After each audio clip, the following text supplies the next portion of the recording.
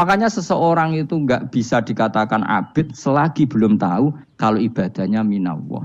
Jadi misalnya ke ibadah tok, ternyata kamu yakin itu ibadah kamu, amal kamu itu belum abid. Abid hakikat adalah alhamdulillah alladzi hadana li hada wa ma kunna linahtadiya laula anda tahu. Ketika kita sujud yakin ya Allah alhamdulillah jenengan menakdir saya sujud. Saya sholat alhamdulillah engkau menakdir saya sholat. Sehingga minallah dulu pikiran itu semua kebesaran kemendahan hari ini minallah dulu. Baru setelah minallah kita yakin billah.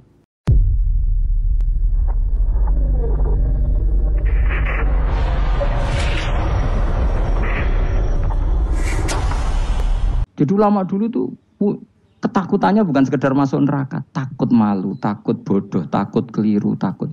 Saya misalnya nanti masuk surga itu malu andaikan saya tidak pernah ngajar tafsir Jalalain. Malu saya. Karena katanya Allah, hak kenapa pun swarga? Terus diberi swarga. Tapi kalau pernah baca tafsir Jalan kan anak keren nih. Keren artinya saya pernah mengkampanyekan Quran, pernah mengkhidmai Quran, pernah ngitmai kitab engkau ya Allah. Saya pernah ngitmai umatnya Rasulullah yaitu sampean kabeh. Pernah mulang, pernah sowan. Biasa tiap bulan sowan jenengan gak sopan tapi. Mulane kira usah bales sowan rono malah ganggu aneh-aneh. Kadang santri yo pidol, wis diulang cek sowan. Orang tuh kiai kalau sudah di rumah tuh milik keluarga biar fair. Bermulang cek assalamualaikum. Terus kiai ini kagok keluargane ku kapan? Mbok mikir bocah ora karo-karuan. Jadi seneng ya di ilmu ini, seneng ya di ilmu. Saya ulang lagi ya. Nah, kata yang ditafsir itu sering tidak mengikat. Makanya kata Mbah Mun, baca tafsir itu dikurangi. Maksudnya dikurangi itu bukan apa-apa. Maksudnya tadi kalimat yang ditafsir itu tidak mengikat. Yang mengikat itu yang kalimat di Quran. Nah, kalimat Quran itu umum, napa? Misalnya gini, Allah halo gini. Ikdilu, kamu harus berbuat adil. Lalu adil itu misalnya mufassir menafsiri, adil itu menyamakan di antara dua orang konflik. Misalnya di MK 01 dan 02 dianggap sama, itu namanya adil. Itu kan dawe mufassir. Atau misalnya gini, Allah bilang gini ke saya, hak kan ada di kiai sing adil. Terus adil ditafsiri orang, adil itu menyamakan sesama murid, haknya sama. Nah, tapi bisa saja adil itu di luar itu semua. Misalnya gini, ternyata adil menurut Allah gini, adil maknanya seimbang, apa? Adil itu maknanya apa? Seimbang. Lalu keseimbangan seorang hamba adalah dia ingat Allah lebih banyak. Karena ini bandul yang benar-benar nyata. Allah itu nikmatnya nyata. Sehingga ketika saya sebagai orang alim ingat saya alim itu karena Allah, dikasih ilmu Allah, dikasih cerdas Allah, dikasih semuanya dari Allah. Sehingga saya itu tidak merasa kumuluhur pada kalian karena semua ini dari Allah. Kemudian Allah sendiri yang memerintahkan, ya, kamu harus mengajar. Maka saya ada arep-arep salam templek sampeyan, penghormatan sampeyan, apresiasi sampeyan karena saya hubungannya hanya dengan Allah Subhanahu wa Ta'ala. Itu namanya adil, meletakkan sesuatu proporsional. Itu juga adil namanya. Makanya seseorang itu nggak bisa dikatakan abid selagi belum tahu kalau ibadahnya minallah. Jadi misalnya ke ibadah tok, ternyata kamu yakin itu ibadah kamu, amal kamu itu belum abid. Abid hakikat adalah alhamdulillah alladzi hadana li hada wa ma kunna linahtadiya laula anda tahu. Ketika kita sujud yakin ya Allah alhamdulillah jenengan menakdir saya sujud. Saya sholat alhamdulillah engkau menakdir saya sholat. Sehingga minallah dulu pikiran itu semua kebesaran kemendahan hari ini minallah dulu. Baru setelah minallah kita yakin billah. Setelah billah juga yakin ilallah. Misalnya gini Allah itu. Setelah saya ngajar tafsir Jalalain, kepentingan saya satu, hamba-hambanya Allah menjadi tambah mencintai Allah. Tidak mencintai saya, enggak penting sampean mencintai saya. Makanya Imam Syafi'i tiap ngajar bilang begini, waditu annal khalqa ta'allamu hadal ilma wala yahmadunani. Saya senang kalau kalian belajar fikih sama saya, tapi kamu enggak usah muji saya. Jadikan fikih ini alat taqarrub kamu kepada Allah. Itu namanya minallah wa ilallah. Itu adil. Tapi adil yang dijelaskan ulama beda-beda tadi. Ada mengatakan adil adalah proporsional antara murid, antara keluarga dan murid. Meskipun kamu senang mulang, jangan merantarkan keluarga, itu udah adil. Itu kan versi, no? Maksudnya Mbah Mun, kamu jangan terjebak versi-versi dalam tafsir. Paham ya? Karena Allah hanya ngendikan i'dilu wa aqrabu. Paham ya? Tapi kan penjelasan adil ini orang versi. Paham ya? Ada yang nulis adil adalah meskipun mimpin masyarakat ya ingat keluarga. Karena sing tukang wayo kan nafsiri adil adalah karena laki tidak cukup istri satu maka ya kan yo repot nanti. Tapi kalau kadung istrinya 3 atau 4, adil adalah harinya sama meskipun janda dan perawan. Jari sing lanang gak adil adalah proporsional. Sing wis suwi dikumpuli dikurangi. Yang baru ditam. Ya mungkin kabeh enggak kalau nuruti. Mungkin enggak? Ya, tapi itu kan versi, kenapa? Maka kata Mbah Mun itu memang saya itu merasakan, saya sebagai mufasir merasakan memang saya akan sering baca Jalalain beda dengan tafsir Munir, nanti beda dengan tafsir Qurtubi. Saya beri contoh misalnya. Dan kamu pasti salah jawab ini. Kalau kamu benar berarti ya alim tenan. Wa idza darabtum fil ardi falaysa 'alaikum junahun an taqsuru binas shalah. Orang kalau pergi itu boleh enggak ngosor salat? Enggak, jawab saja. Boleh kan? Ngosor salat itu apa? Misalnya salat asar 4 jadi berapa? 2. Kalau isya jadi 2. Kalau subuh enggak, sudah maju lah. Maghrib enggak, kan yang bisa dikosor hanya berapa? Yang rubaiyah, yang apa? Berarti kamu yakin antak suruh minas shalah artinya 4 jadi 2, yakin? Enggak, jawab saja. Yakin. Nah itu termasuk orang pinter gitu. Berarti ilmu lagi sak trip. Ya? Sebetulnya kata Imam Qurtubi enggak. Ayat itu kan hanya bilang gini, kalau kamu bepergian maka kamu boleh menyendak sholat. Qasru itu memotong. Dari aturan yang dulu 4 menjadi 2. Sebetulnya ada hanya itu tok. Aturan tidak boleh membawa najis menjadi boleh. Aturan harus tumakninah menjadi tidak harus tumakninah. Misalnya kamu sholat dalam keadaan perang, wajib tumakninah apa boleh sambil lari-lari? Boleh sambil lari-lari. Boleh gak ketika perang kamu sholat sambil menghadap tidak ke kiblat? Boleh. Makanya antak suruh minas sholat maknanya apa? Jika kamu pergi maka dalam konteks itu kan perang ya. Ayat itu memang konteksnya perang. In khiftum ayyaftinakumul ladzina kafar. Jika kamu dalam keadaan perang maka boleh memangkas apa yang pernah wajib dalam aturan sholat. Paham ya? 4 menjadi 2. Keharusan menghadap kiblat menjadi tidak wajib. Membawa najis sholat sah enggak? Enggak kan? Tapi kalau dalam perang kemudian pedang kamu ada najisnya boleh dibawa enggak? Boleh. Jadi maknanya taksuru a'ammu min ayakuna qasra sholat wa a'ammu min ayakuna wajibati sholat yang sekarang enggak wajib. Semua itu namanya juga meringkas kewajiban. Berarti nak mana nih? Jika kamu dalam keadaan perang maka boleh memangkas sesuatu yang dulu wajib menjadi tidak wajib, yang dulu haram menjadi boleh. Tapi mufassir menyontohkan qasru sholat hanya 4 menjadi 2. Dong ya. Oh ya, nang kaya alim ngono tenan wis dokter tafsir sah. Engko tak iki sudah dhewe. Tapi ora perlu orang lain ngakui. Jadi itu contoh kecil. Jadi mufasir karena kebetulan dia tahunya hanya qasru sholat itu 4 jadi 2, dia itu. Padahal di tafsir lain diterangkan qasru itu artinya menyingkat atau mencendak atau memangkas.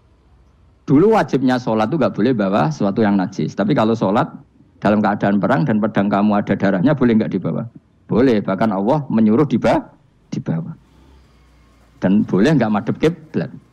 Fa in khiftum farijalan auruk banat lagi faida amintum fadzkurullaha kama allamakum. Ketika keadaan aman baru sholat sesuai standar.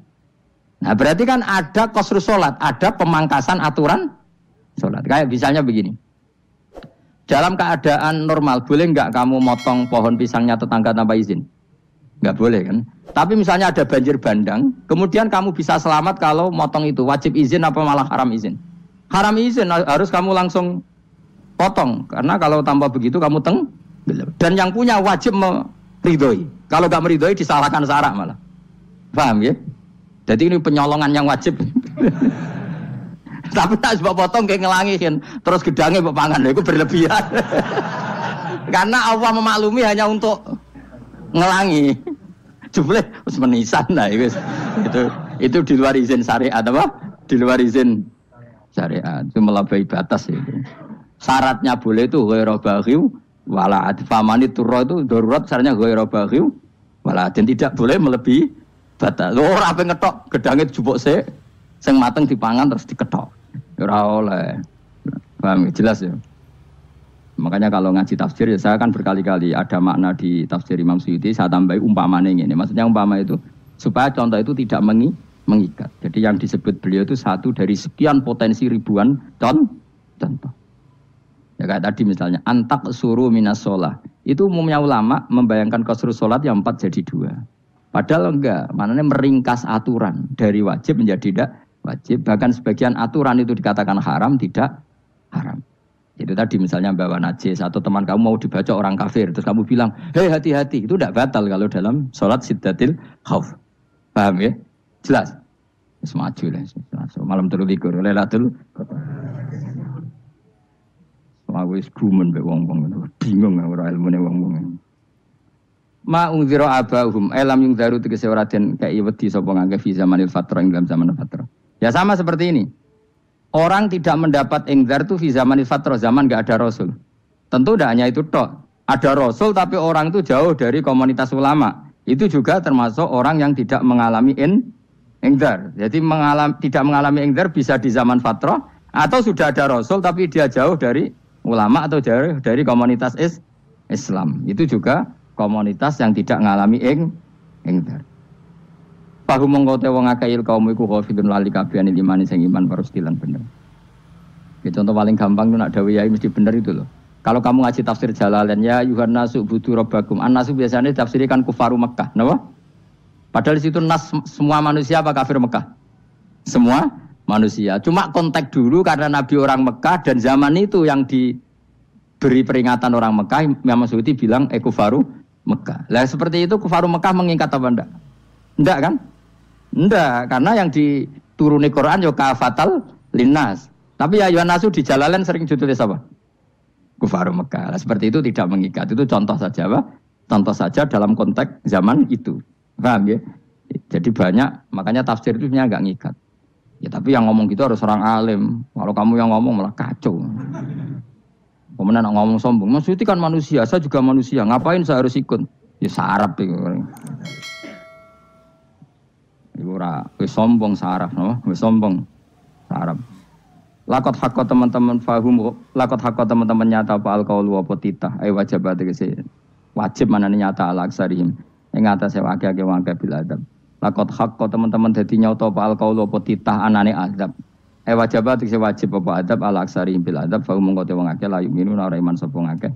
Il aksaru tegese utek akeh wong ora iman. Zaman niku maksudnya.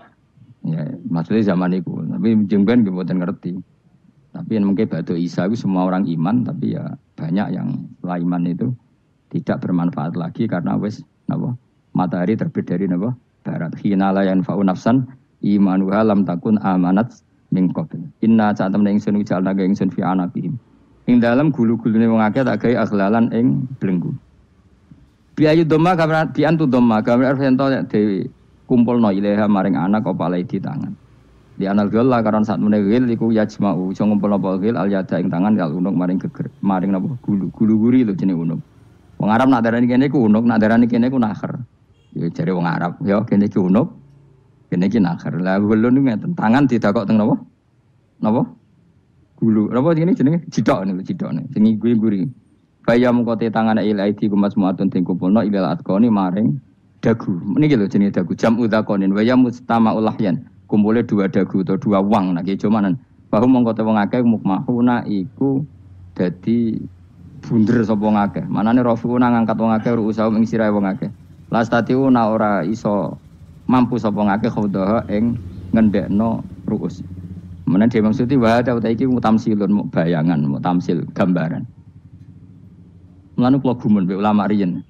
Tak contohno ya, nak ulama dhisik ku top. Wong dhisik nak darani bun neraka diglundungno. Wong kafir iso ben diglundungno ning neraka. Iku ya pancen ngalim tenan wong dhisik. Mergo gambarane ngene, ora usah mbok praktekno sampean, praktekno saiki wae. Nak praktekno sampean kowe sampean mlebu neraka. Dadi ngeten, wong nak lungguh ngene, wong Arab nak darani iki ason-ason. Terus ngeten. Ngeten. Niki kan niki jenenge apa? Dengkul. Dengkul itu kena dagu, terus tangan kena jidok. Dadi ngeten. Jadi wong wis dalam keadaan bunder. Paham ya? Lah malane malaikat karek nyaduk terus gludung-gludung ngono. Paham ya? Jadi mergo yo napa? Dengkul nempel dagu, paham ya? Tangan nempel jidok, terus ditaleni. Paham ya? Terus ya karek gludung dong, malane wong kuno nak darane bun neraka iku. Bener. Ki bayangno saiki sampean ra usah, gak usah mlebu maksudnya, paham ya? Mulane ape mlayu ora iso, wis posisi ngono, paham ya? Sampeyan ora usah delok, maksudnya praktekno saiki. Orang delok lho. Lah dawuh Imam Suyuti wal muradu te kang den kersakno iku annahum sak temne wong akeh la anu nek ora tunduk sapa ngakeh lil imani maring iman. Wala faduna nek ora tunduk sapa ngakeh ora ndilukno ru'usau ing sira wong akeh lahu krana iman. Iki tapi dawuh Imam Suyuti. Tentu tidak semua ulama sependapat. Jadi cara Imam Suyuti semua yang dikatakan Quran ini tamsil. Artinya mereka tidak tunduk, maknanya tidak menerima iman. Tapi itu cara Imam Suyuti. Ulama lain yang mengatakan tidak. Memang orang kafir ketika masuk neraka dalam keadaan seperti itu dan digeludung. Ya tidak apa-apa, sama-sama benar. Ya sama-sama benar karena ya Quran itu milik bareng, milik bersama. Jadi kan banyak kalimat kayak tadi mengkosor sholat, meringkas sholat 4 jadi 2 yang meringkas, paham ya? Dari aturan ketat menjadi agak longgar juga meringkas. Jadi semuanya namanya memotong apa? Memotong dari 4 menjadi 2 yang memotong, paham ya? Dari aturan wajib menjadi tidak wajib juga memotong. Nah, itu kan sama-sama benar. Lihat nanti konteksnya. Wajah lan gawe sapa ingsun ming beni aidim saking ngarepe wong akeh sadan ing tutup. Wa min khalfim saking gurine wong akeh sadan ing tutup. Fathisin sadan wa dhamiha lan dhumai sin sudan fil maudhi'in ing panggonan loro. Faksena mongko ngekeki gelap ingsun ing wong akeh, fa mongko te wong akeh laib sirun rane ngali sapa wong akeh. Tamsilun iki ya contone edon disat diturukil iman maring ketutupe dalan iman alih ngatasé kufar. Nek cara maksudi kabeh iki mau tamsil. Dadi ngene. Dari depan kami kasih tutup, dari belakang kami kasih tutup, kemudian mereka saya kasih kegelapan. Maka mereka tidak tahu. Mananya apa? Dari arah depan yang mereka enggak ngerti pentingnya iman, dari arah belakang yang mereka tidak ngerti pentingnya iman, maka mereka buta, artinya tidak iman. Itu dari Imam Suyuti. Tamsilun aidoni hanya perumpamaan lisat diturukil iman, yaitu tertutupnya jalan-jalan iman. Tapi ulama lain mengatakan ya enggak. Memang pernah ada peristiwa di mana orang kafir ngepung Rasulullah. Dan mereka dari depan matanya dihalangi, dari belakang dihalangi, sehingga ketika Rasulullah keluar mereka tidak melihat. Itu ya nyata ya. Jadi makanya ngaji ya. Jadi ben keren. Oh ini ada sekian tafsir. Terus gue ngomong kan kayak wong alim keren. Nah takoi kata siapa? Ono rekamane. Tapi yang ora ngaji dhewe. Nah takoi kata siapa? Ada rekamannya. Lah anak aku takut ada kata siapa Gus tak dudono kitabe. Lah anak gue dudono rekaman. Iku sampai zaman akhir ngono wis maju. Sokoke sing rido kan. Enak kok Kang jadi orang alim gue enak. Nanti itu jadi orang alim ya rugi. Tadi nanti kan gitu. Syaikhul Qadir masuk surga. Entah ini gelombang kedua dan para penggemarnya. Jadi akhirnya sing alim tenan yang mlebu swarga, sing kedua dan para penggemarnya. Iku ora usah alim Kang, cukup penggemar. Ya tahu sebenarnya rugi kan. Gus Pak masuk swarga kedua dan para penggemar. Waduh. Terus jebule padha ae. Iku saking rahmane Allah. Kenapa? Kan masyhur itu hadis itu. Rasulullah itu ada sahabat nangis, enggak bisa tidur nangis. Berhari-hari enggak bisa tidur nangis. Hanya karena ingin punya satu pertanyaan. Lama-lama ketemu Nabi, ya Rasulullah saya sudah berhari-hari enggak bisa tidur, ingin menanyakan ini tapi tidak berani. Coba kamu tanya saja. Ya Rasulullah, saya ini kalau mati engkau kan suatu saat dipanggil Allah. Saya tidak ketemu engkau. Makanya mumpung sekarang saya tak melihat wajah engkau sekuat-kuatnya, sepuas-puasnya. Kata Nabi ya. Kenapa? Ya kalau engkau di surga, saya di neraka kan enggak ketemu lagi. Atau kalaupun engkau di surga kan kelasnya beda, kan enggak ketemu lagi. Jadi kemungkinan dua-duanya itu enggak ketemu. Karena tadi bisa aja, ya artinya Nabi karuan di surga, saya di neraka enggak ketemu. Atau engkau di surga, saya di surga pun beda kelas, ya enggak ketemu. Kata Nabi, tidak begitu aturan mainnya. Almaru ma'aman ahabba. Orang itu sesuai yang dia orang bersama orang yang dicintai. Jadi ya saya harus ikhlas kalau kamu saingi nanti. Ya yes, takdir no. Wasawana ni padha uga ali ing atase wong akeh angger tau itu ngekek peringatan sira gumeng wong akeh tahqiqil hamzatin angger ta. Wa ibdali saniyati alifan angger ta humata sili ala nasil hamzah. Wa itu khali alifin wa bin alif bin al-musahalan dan hamzah sing ditasil wa ukhra lan ya wa tarqi lan tinggal itu khol.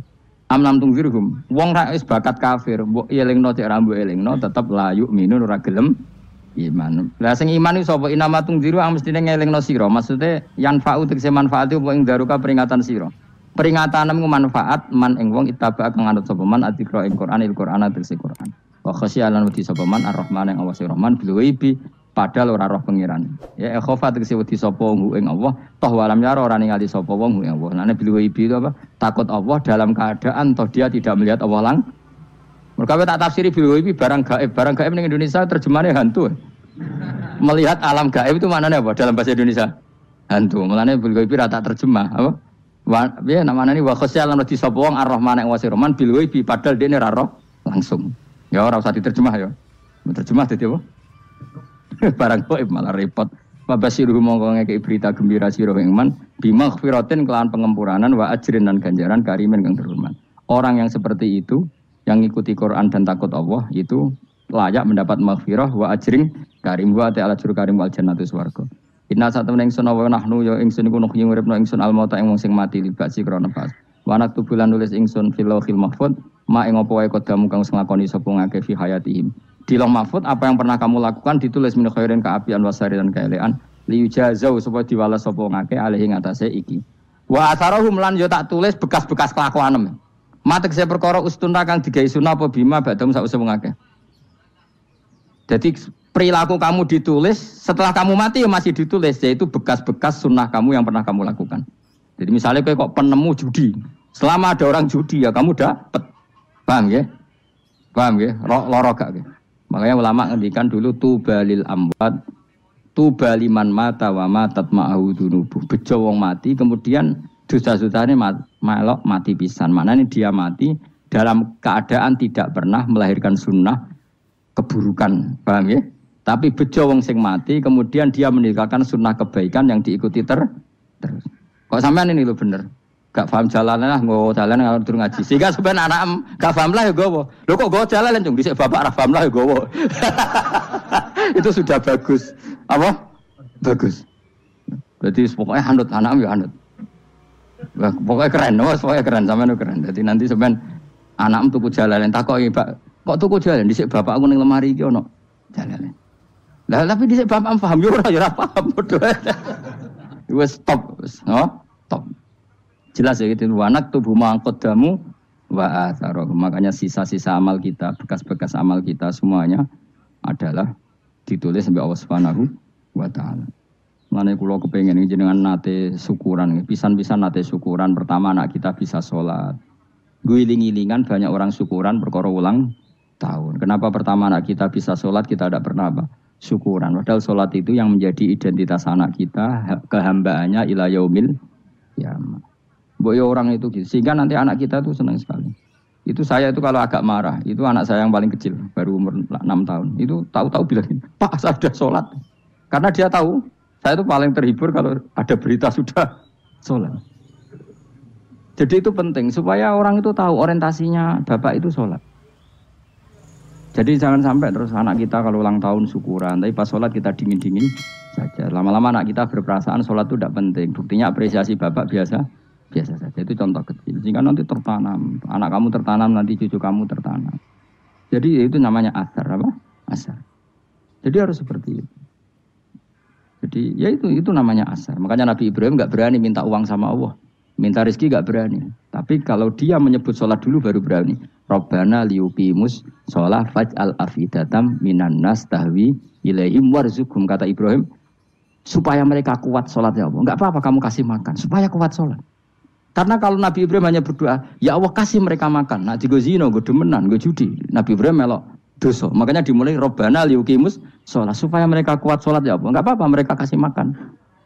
Tadi supaya di sholat jadi pokok. Kenapa kita makan? Supaya kuat sholat. Andai kan Ibrahim hanya berdoa supaya kasih makan mereka. Kemudian kekuatan itu dipakai maksiat. Ibrahim kan ikut dosa. Itu sirinya kenapa doanya Rabbana liyuqimus sholat ya. Jadi kata liyuqimus sholat didahulukan apa? Supaya mereka kuat sholat. Maka kasihlah makan, kasihlah rezeki. Jadi supaya sholat jadi pusat orientasi. Itu harus dilatih. Ya tentu kamu ngelatihnya ya sidik-sidik. Wong anake sapa kan gitu, tapi ini kan cerita aja. Maksudnya orang nyek biasa wae, maksudnya biasa wae. Maksudnya iku mau cerita. Kowe gelo ya monggo. Terus mutung ra ngaji ya monggo, gampang. Kowe ra ngaji, aku golek murid kok kowe gampang. Kowe golek guru kaya aku kangelan. Ya maksudnya sing gelem ngalah teko ini kan. Oh, liyane larang kang nyewane. Wa asarhum lan bekas-bekasnya mereka. Makanya ketika Ahmad bin Hanbal itu ahli hadis. Karena selagi riwayatnya dia dipakai, orang tahu Rasulullah itu karena ahli hadis. Bener yang paling hebat tentu qala Rasulullah. Tapi apa artinya qala Rasulullah kalau nggak diriwayatkan ulama dari ulama sampai kita. Tapi apa artinya sampai kita nak gak ono sing ngalahi maca ngene iki. Mburohno maca ngene. Paham nggih? Ayo jajal ke tuku kitab Musnad Ahmad. Nak ra roh gubedi larang ngono tok. Mergo ora ana sing maca ora ro isine, paling kenangan apa? Godik larang. Tapi baru kayak ana sing maca kemudian bisa. Ini juga asar. Cuman kowe oleh niru nek aku mati ngorek Jalalain. Oleh niru. Tapi aja niru sesate. Kok nang dadi ra karu-karuan. Jari Imam Suyuti lho, tafsirku udah di ngono piye. Oh dadi rusak kabeh. Wa atharahum mastun nabihi ba'dahum. Bapak kalau suwun gitu dilatih, kalau anak-anak sampean mulai bisa sholat, tunjukkan kalau Anda senang lewat syukuran atau lewat apa. Ya harus besar-besaran. Tunjukkan kalau kamu mengapresiasi secara senang, karena itu identitas kita. Apa identitas kita? Wa kula sa'enan ing saben-saben perkara. Nasobahu bi fi'lin fasir utawa nasbuhu. Nasbuhu ta nasabe lafat kula sa'en bi fi'lin lan fi'il yufasir. Nasbuhu ta nasabe lafat kula sa'en bi fi'lin lan fi'il yufasiru kang nafsiri ing fi'il apa dawuh ahsainahu. Ahsayna kullasain ahsay. Nah, berarti namanya ini wa kullasain lan ngitung ing saben-saben perkara. Assalamualaikum warahmatullahi wabarakatuh. Sahabat Inkilab YouTube dimanapun Anda berada, terima kasih telah menyaksikan video ini. Mudah-mudahan video ini bermanfaat dan bisa memberikan pahala buat teman-teman sekalian yang mendengarkan. Jangan lupa like, subscribe, dan komen. Dan aktifkan notifikasinya ya. Jangan lupa sebarkan ke teman-teman kalian. Wassalamualaikum warahmatullahi wabarakatuh.